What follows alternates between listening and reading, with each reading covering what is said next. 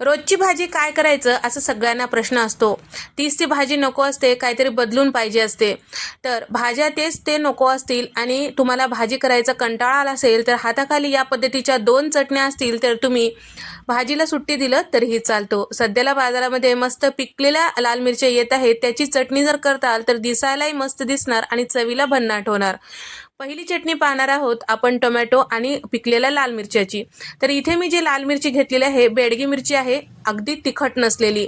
तर या ठिकाणी आता साधारण 7 ते 8 बेडगी मिरची ओली घेतलेली आहे आणि ही जर तुम्हाला भेटत नसेल तर वाळलेली घेतली तर ते छान असं तुम्ही भिजवून यामध्ये टाकू शकता. नसेल तर लाल कुठलीही घेऊ शकता, कमी प्रमाणात घ्यायचं. तिखटासाठी इथे मी 3 ते 4 तिखट मिरच्या वाळलेल्या घेतलेल्या आहेत आणि सोबतच एक 6 ते 7 टोमॅटो असं मोठ्या फोडी चिरून घेतलेला आहे. तर याचबरोबर इथे मी कढईमध्ये साधारण एक 5 ते 6 चमचे तेल घेतलेलं आहे आणि 4 चमचे चना डाळ आणि 2 चमचे इतकं उडदाची डाळ टाकून घेतलेली आहे आणि त्याचबरोबर थोडंसं लालसर असं परतून घेतल्यानंतर घेतलेलं टोमॅटो आणि पिकलेल्या मिरच्या यामध्ये टाकून थोडंसं परतून घेऊया. थोडंसं परतून घेतल्यानंतर आता आपल्याला ही मिरची आणि टोमॅटो दोन्ही छान असं नरम होऊ द्यायचं आहे. त्यासाठी आता चटणीला जेवढं मीठ लागतं तेवढं इथे मी टाकून घेतलेलं आहे. अंदाज समजत नसेल तर थोडंसं मीठ टाकून घ्यायचं. परत तुम्ही चटणी मिक्सरला फिरवते वेळेस सुद्धा टाकलं तरीही चालतो. आणि सोबतच चमचाभर जिरे, 8 ते 10 लसूण पाकळ्या सुद्धा टाकून घेतलेला आहे. झाकण लावूया आणि मधात 1 ते 2 वेळेस काढून चेक करत राहूया. छान असं हे टोमॅटो मॅशी होईपर्यंत झाकून वाफून घ्यायचं आहे. 8 ते 10 मिनिटानंतर इथे तुम्ही बघू शकता टोमॅटो छान नरम झालेला आहे, मिरची सुद्धा नरम झालेली आहे. आता एकदा पूर्ण मिक्स करूया आणि थंड करायला एखाद्या ताटामध्ये काढून घेऊया.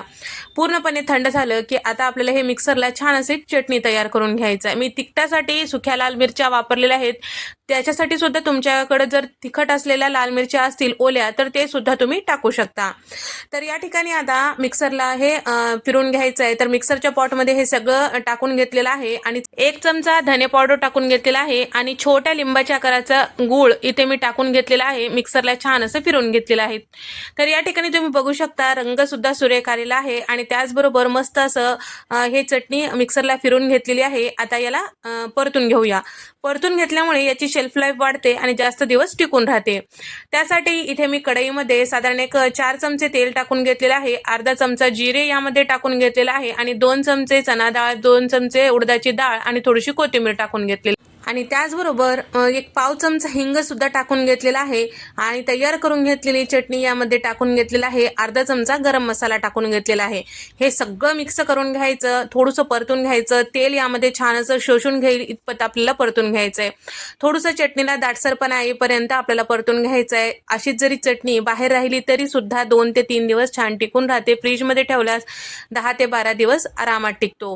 तर या ठिकाणी अशा पद्धतीची चटणी इथे आपली तयार झालेली आहे. तर अशी चटणी तुम्ही चपातीला रोल करून खाऊ शकता किंवा असं जरी नुसतं खाल्लं भातासोबत चपातीसोबत अप्रतिम अशी चव येते.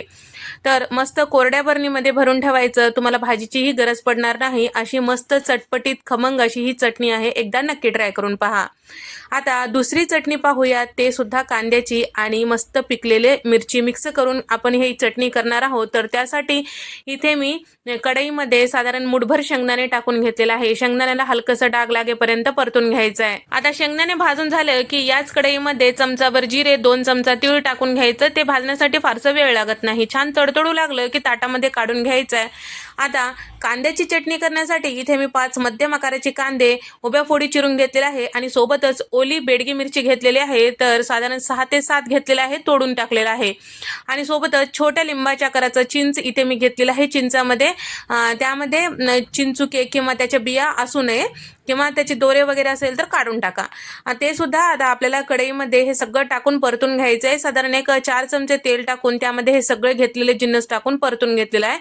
त्यासोबत यामध्ये 8 ते 10 लसूण पाकळ्या सुद्धा टाकून घेतलेले, ते सुद्धा छान असं परतून घ्यायचं आहे.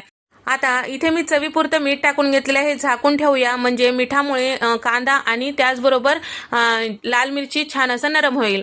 आता हे सगळे जिन्नस नरम झाल्यानंतर आपल्याला गॅस बंद करायचे, कढई भाजूला ठेवायची आहे. सुरुवातीला शेंगदाणे, जिरे आणि तीळ भाजून घेतलेलं होतं ते मिक्सरला फिरून घ्यायचंय. थोडंसं पावडर स्वरूपामध्ये तयार करून घ्यायचंय, कारण हे सगळं एकदाच जर मिक्सरला फिरवलं तर हे जाडसर राहू शकतात. त्यासाठी आपल्याला पहिल्यांदा फिरून घ्यायचं आहे. त्यानंतर यामध्ये आपल्याला कांदा आणि लाल मिरची टाकून घ्यायची आहे आणि त्याचबरोबर यामध्ये चमचाभर धने पावडर आणि तिखटासाठी इथे मी 1 चमचा लाल मिरची पावडर टाकून घेतलेली आहे आणि सोबतच यामध्ये मी थोडंसं गुळाचा खडा टाकून घेतलेला आहे, जेणेकरून हे सगळ्या चवी बॅलन्स होतात।